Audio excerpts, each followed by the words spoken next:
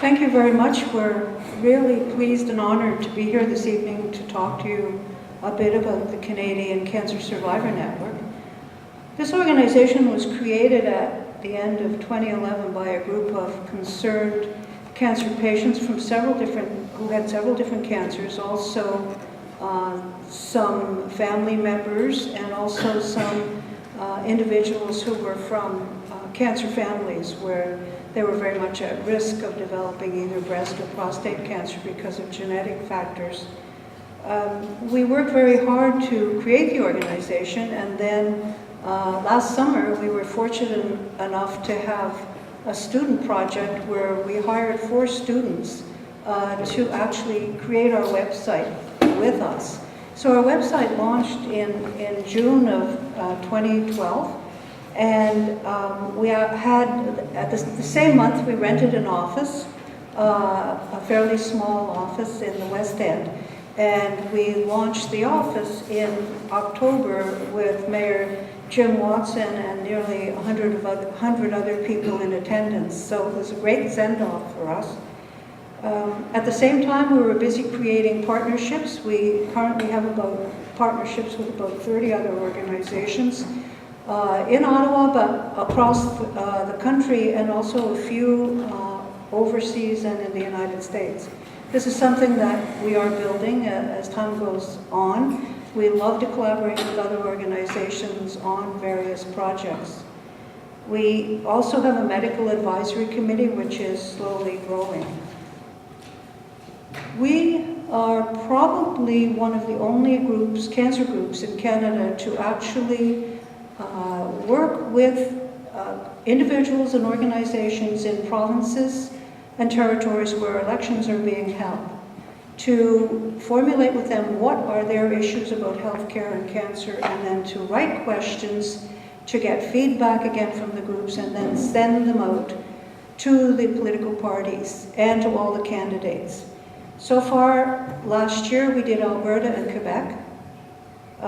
We also did the Ontario and federal Liberal leadership campaigns, and we're going to try to do as many leadership campaigns as we can, mainly to raise awareness for those running as leaders of political parties across the country. We're doing British Columbia. We just today sent out questions to the parties. The questions relate to healthcare and cancer care services in the provinces and territories. We also do federal elections, so in 2015, we'll be doing the federal election. Normally, we have questions about issues like approval of drugs being such an issue across the country and the patchwork coverage that we have for cancer drugs and other drugs. We also have in the past asked questions about lymphedema, which is undertreated and also which costs a lot of money when people do need to have it treated. Sometimes we've asked questions about specific healthcare issues. In Alberta a few years ago, the government decided that the whole province would be one health district. Now, we know what problems there are with health districts anyway in getting equitable services across the province, but imagine if a province the size of Alberta had one health district, what kinds of problems that created. The healthcare workers hate it, so it was one of the things that they wanted us to ask during the election in Alberta. We send, as well as to the parties themselves, we send the questions to the candidates because we want to raise awareness among a group of people who, after all, are movers and shakers in their own communities. Otherwise, they wouldn't be running for office. So even though many of them don't answer, we still want them to know what the issues of many of their constituents are. And the next thing that we do, and many of you will be familiar with this because we just asked prostate cancer patients and survivors to fill out 2 surveys. We are a registered patient advocacy group for the Pan-Canadian Drug Oncology Review, which reviews all new cancer drugs in Canada and makes recommendations to the provinces and territories about whether they should be approved. We have done 4. 1 breast cancer, 2 prostate cancer, and 1 lung cancer, all drugs for metastatic cancers. I was talking about partnering previously. Well, we actually partnered with Lung Cancer Canada on our submission for the metastatic lung cancer drug, and it made it a very powerful submission to come from 2 organizations. We've also done 1 common drug review submission, and that was on chemo-induced nausea and vomiting drug, which is so important to all those going through chemo. Some of you may be participating in our advocacy webinars. We are running a series of 8 webinars. 2 have already happened. March was on who does what in government, because it can be very confusing when the federal government has responsibilities for health, but in the end, it's the provinces and territories who deliver health care in this country. Last night, we had a webinar on the drug approval process in Canada, which again is a very complex system. Both of these are available in archived versions, so that if you want to have a look at them later, pick up my card and send me an email, and I'll send you the place to go on our website to find them. There are 2 more planned before summer. The May 22nd one will be about how patients and survivors and families concerned about cancer can help shape the healthcare agenda.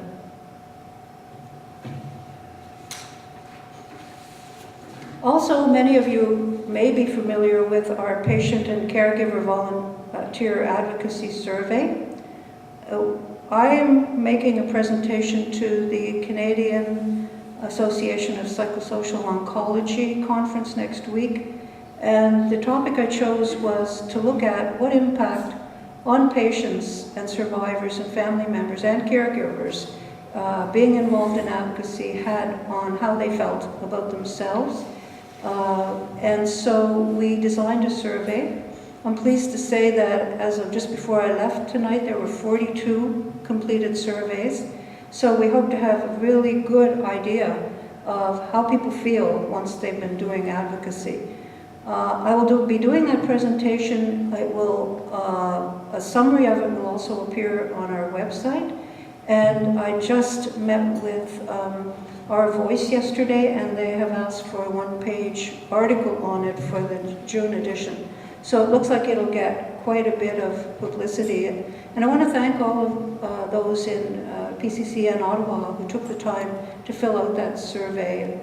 This is an area that when I looked for research on this particular issue, I couldn't find any.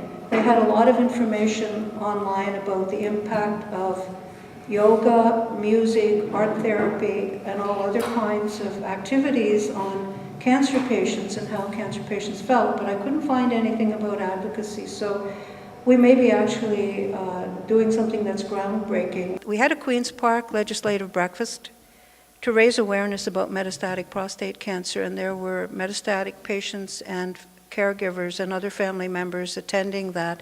It was very well received by the MLAs at Queen's Park, and we were lucky we got it in less than 2 weeks before the hosts very unexpectedly rose. We are working on a Bad to the Bone public awareness campaign to raise awareness about bone metastases and how, even if you have bone metastases, to try and stay as healthy as possible and how you can do this. We're combining breast and prostate cancer patients in this campaign, and the first meeting will be held on June 30th in Toronto. It will be a webinar that will be broadcast in Toronto, Calgary, and Vancouver. There will be opportunity for other people to get involved after that meeting, and if anyone is interested, let me know, because we will be doing a lot of work on this right through June and probably in the fall again. We've done presentations at the World Cancer Congress, and that was a bit of a unique experience because a lot of us found out when we received information that we were accepted, we were very excited, and then sort of a bit consternated that we were given 3-minute presentations. And I'll tell you that with 3 slides, 3 minutes, and the mic went off and the light went off if you weren't finished. And then, as I said, we're doing the conference of the Canadian Association of Psychosocial Oncology. Some of you may have seen the 3 videos we have on YouTube about chemo-induced nausea and vomiting and how horrendous that is if people going through chemo don't have access to the drugs. So we did a public campaign about that, and we are still working on that to raise awareness and to ensure that people get the meds that they need to stop the nausea and vomiting at the same time or just before they're getting chemo, because we found that sometimes people are getting access to it after they've had 1 or 2 treatments and they're already quite ill. We've done a media campaign, and this is on the media release is on our website, on the impact of prostate cancer treatment on sexuality among men. And I think this is an issue which is really just starting to be discussed. I know, having worked in breast cancer, that it's only about 7 or 8 years ago that women actually started talking the impact of having a mastectomy or having breast cancer surgery and then radiation and chemotherapy, on how they felt about their bodies and issues with body image and so forth. So it's really great that men are starting to talk about how their treatment impacts them. 2 things we're in the process of doing, and they're not yet public on our website. One is the creation of an asbestos, lung cancer, and mesothelioma primer on our website, where we will contain a lot of information. We already have people who have the disease writing personal stories for our blog. We're working with a group in the States that is providing 1 a month, 1 story a month. So that is a really positive outcome so that people don't feel so alone. I was astounded when I went to the World Congress to find out that over 100,000 people worldwide are still dying every year from asbestos-related causes, and that certainly is a cancer and an illness that can be prevented. We also are working on the creation of an improved section on prostate cancer on our website, and we'll certainly be letting you know when we're ready to launch that, as well as the other groups across the country. We have 3 advisory councils, prostate, breast, and asbestos. These councils, and I won't go through all of this, it may look a bit formal, but what it boils down to is that we want the work that we do to be driven by patients, caregivers, survivors, family members, and healthcare professionals working in oncology. We want what we put on our website and what we choose to do to involve patients. When we go, for example, to see MPs or MLAs across the country, we would love to go with at least 1 patient because your experience is the valid experience you have. Walk the talk, and what you are the experts on your illness in terms of the impact on you every day while you're going through the illness and treatment for it, and then dealing with the new normal of having had cancer.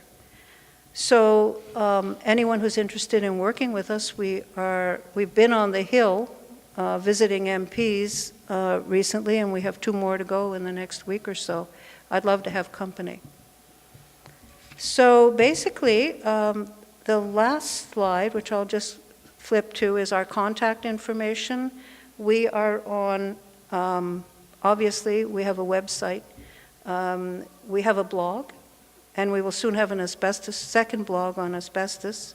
We're on Twitter, we're on Facebook, we're about to be on Pinterest as soon as we can figure out how to get all the pictures we have up. What I'd like to do right now is go back to the previous slide and to ask Mona to come up and speak about it. Mona is the secretary-treasurer of our board of directors and is a gonzo HR person in the office and also works on fundraising and has been instrumental in us being able to do as much as we've been able to do. Mona.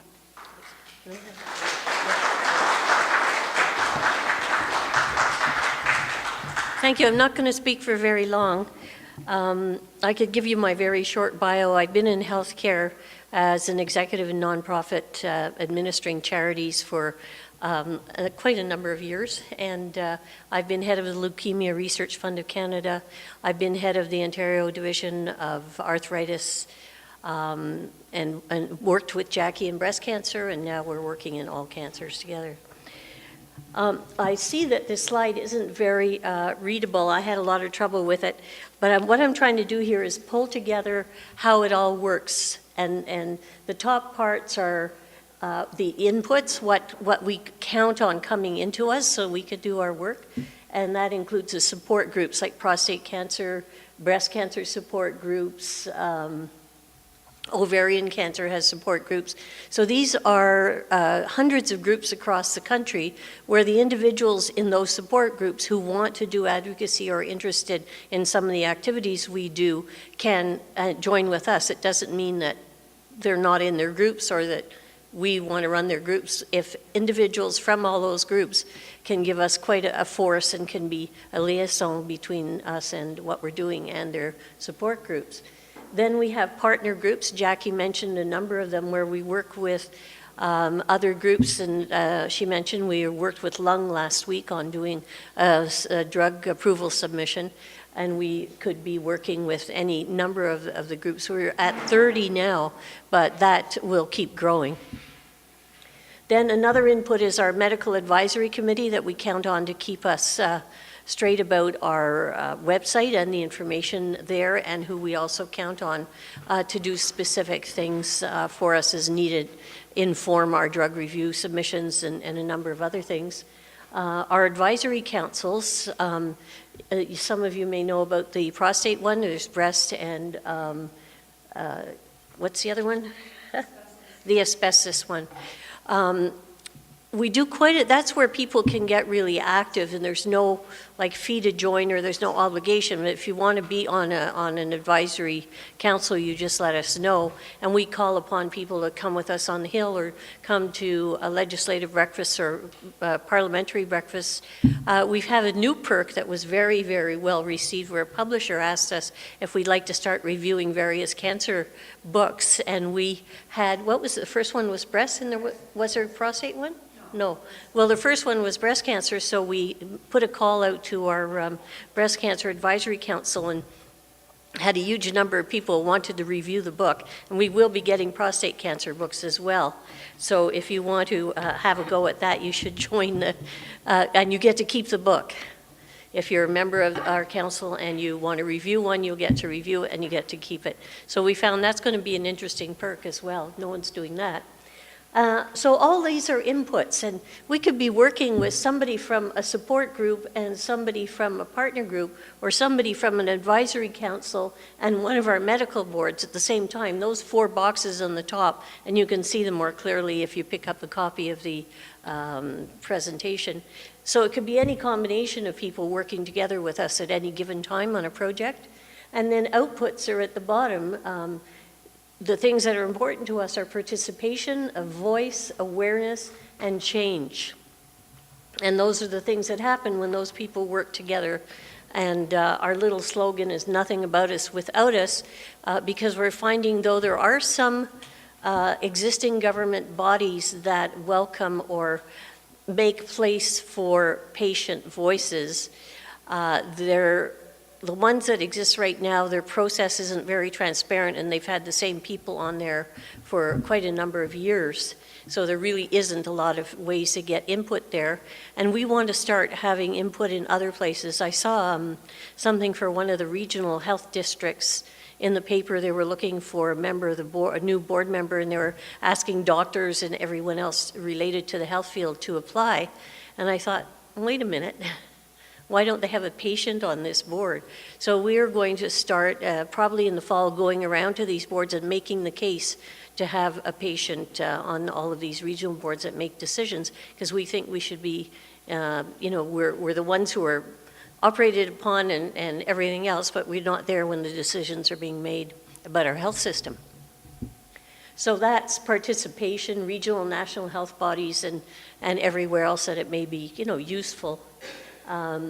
Voice in decision and policy making, awareness of media and the public, so people who are interested in that can join with us and become part of media campaigns.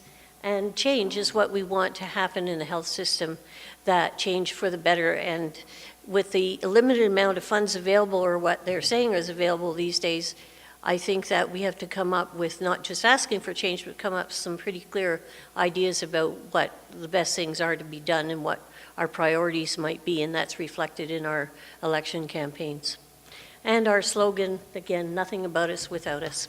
Until recently, as you probably know, Canada was still exporting asbestos, and the government was saying, well, it's okay if it's handled correctly, safely, but we're exporting it to countries often where they didn't have the technology or the knowledge or the resources to handle it safely. And luckily now that has stopped, and Canada has finally signed a UN convention saying that they do agree that it's unsafe. But it's still around, and 100,000 people a year dying from that kind of cancer is way too many.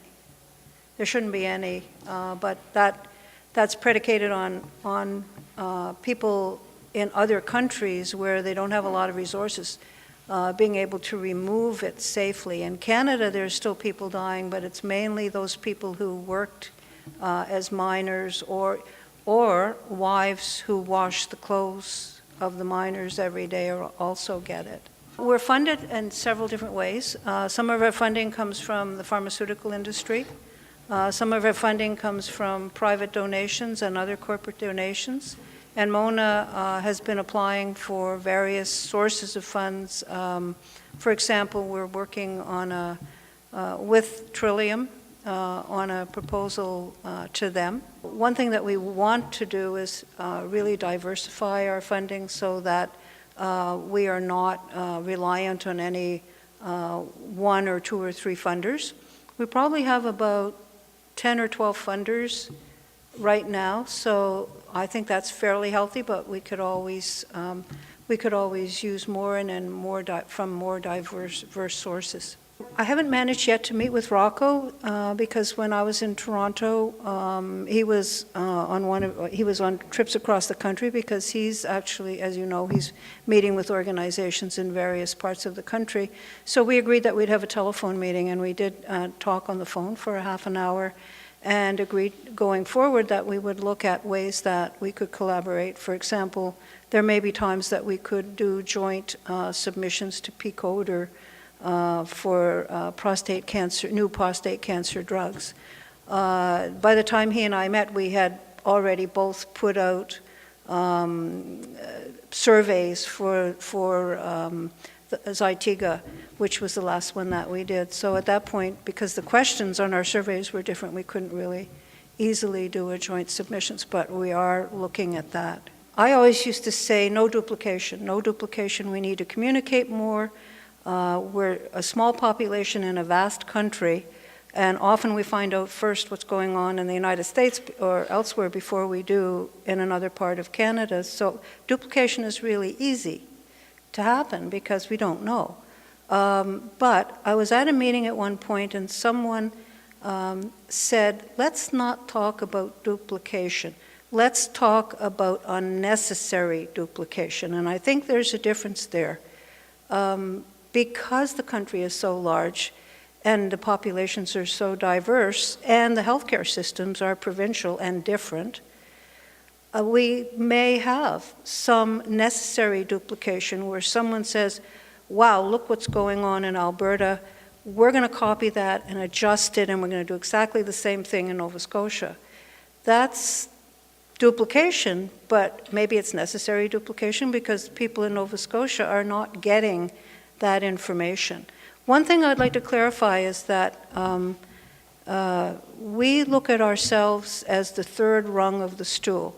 The first rung is the fundraising one, where many of the larger organizations in the country, cancer organizations in the country, are raising funds to fund research, which we really need. The second rung is service, providing services to newly diagnosed patients, providing services to patients as they go through treatment, and then helping them get back on their feet, helping them deal with financial issues that happened, and everything that we think of, survivorship services. We are not doing those, and we are not fundraising for research. What we are doing is trying to build up a large group of patients and survivors who, because of their own experiences with the system, want to see the system change for it to improve. And they may be working on really specific issues relating to one cancer, or they may want to work on systemic issues such as wait times and how do we get those down? What makes sense? How can we prevent some things from happening that have happened to us in the system? And I think that if you look at that in conjunction, that's the third kind of leg of the stool. Because there are certain things we need to change, and they become harder to change because of economic issues, and sometimes because of who's in government, and because of our healthcare system being so different from province to province, and issues with different drugs being available in different provinces, in different wait times. When I was working in breast cancer, we did a research study on breast cancer wait times in Canada. And it was between provinces and territories. It wasn't even comparing apples and oranges. It was comparing apples and hubcaps. We could not do any tables or charts. Everything just had to be descriptive. When Canada was federated, the Articles of Confederation gave things like foreign affairs and defense to the federal government, and it gave healthcare and education to the provinces. And Stephen Harper is very much of a constitutionalist. So he has pulled the whole federal government back from being involved in healthcare. And if you see, and also he doesn't meet with the premiers. I mean, we can see that he just doesn't meet with them. And so the premiers have actually formed a group called the Council of the Federation, and they have been working on healthcare issues without the involvement of the federal government. They have gotten involved, and you may have read about this in the newspaper, but the Council of the Federation, which is the provincial premiers and territorial premiers, have gotten involved in things like bulk purchasing of drugs. This is something that is going to increase. Right now they've been not doing cancer drugs, they've been doing arthritis drugs and drugs like that, but it will increase to reduce their costs.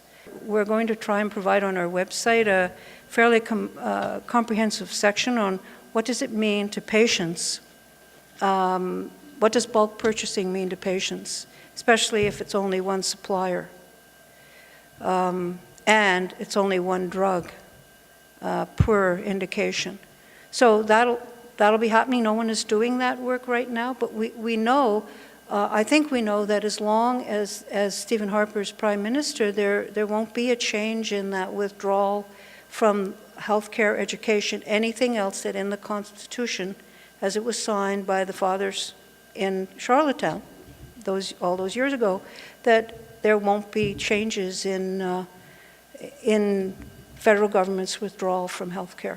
What really has happened over the last 2 or 3 decades has made a mockery of the Canadian Health Act, which talks about equality, portability, and all of those things that where healthcare is supposed to be the same across the country. We haven't taken a position on as an organization on the privatization of healthcare. I think, though, from a common sense point of view, the doctors and nurses and other healthcare workers who are going to work, if it was legalized, who would be working in those private pay-for-service companies would be taking away healthcare service providers from the public system. And that is a real problem. If you had the money, you could walk right in. If you didn't have the money, the lines would be longer. And I think we've seen this in the fact of MRI clinics right across the river in Gatineau, whereas people here are waiting for months and months sometimes, or a year or more. So I guess personally, our board hasn't discussed that issue, but personally I'm not for privatization because of that, because we have a limited number of healthcare workers, and if they go into the private system, what's left for the people who can't afford to pay? I mean, there are places which are tinkering with it, provinces that are tinkering with it, and that'll probably increase. If you're interested in that and you feel strongly against it, the Ontario Health Coalition, which is one of our partner groups, is working almost full-time on the whole idea against privatization, and they're also working against the public-private partnerships where for-profit companies build hospitals and rent them out to the public hospital authorities. So that's very complex, but they've done a lot of work on it, and they have a lot of documentation on their website about privatization. Monique Bégin had a really good whip hand, and if any of the provinces got out of line in terms of trying to privatize something, she would take that amount of money away from them in terms of what the federal government gave to them. And I think we need another person like that as health minister, for sure.